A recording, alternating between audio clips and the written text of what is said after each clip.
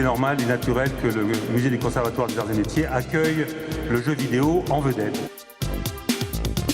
Et nous essayons de brosser un peu l'histoire du jeu vidéo depuis ses origines, donc qui date donc des années, comme je disais tout à l'heure, d'une trentaine d'années, un peu plus, à nos jours, et essayer de montrer les évolutions.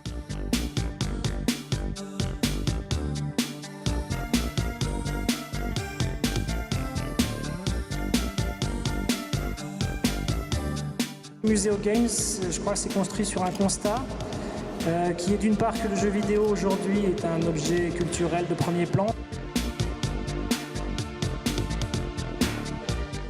Se dire qu'on pouvait, et c'est le pari qu'on a tenté, être à la fois très sérieux et intelligent et informé et très ludique. C'est l'image de cet élément absolument indispensable dans la mesure de notre société qui est le jeu vidéo, qui anticipe la transformation des médias, qui a suivi la transformation de l'ensemble de nos moyens de communication, de nos rapports à l'informatique. Des objets, c'est-à-dire des consoles, des accessoires, des jeux, qui ont été patiemment collectés, préservés par des passionnés du jeu, dont mo5.com est un très bon représentant.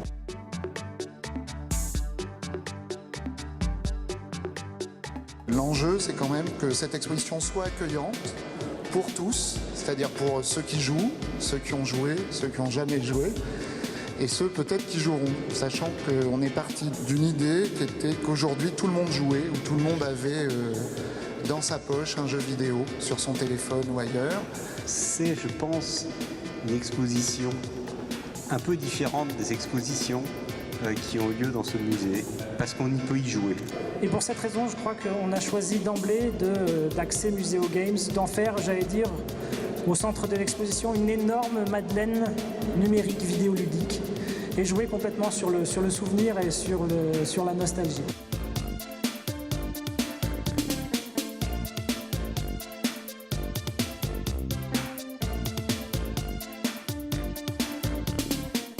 Il reste une autre partie de la mémoire, une partie matérielle. La volonté de s'inscrire dans une autre perspective qui est élaborer une mémoire du jeu vidéo, construire un patrimoine matériel et immatériel du jeu vidéo. Et quand vous allez dans une école de jeux vidéo et qu'on vous demande une histoire des jeux de plateforme, eh bien il faut la construire. Et donc il reste à construire toute cette mémoire, et cette exposition est à mon avis un premier pas, compte tenu de la place que doit avoir le jeu vidéo dans notre société maintenant et comme anticipation de ce qu'elle va devenir dans les années qui viennent.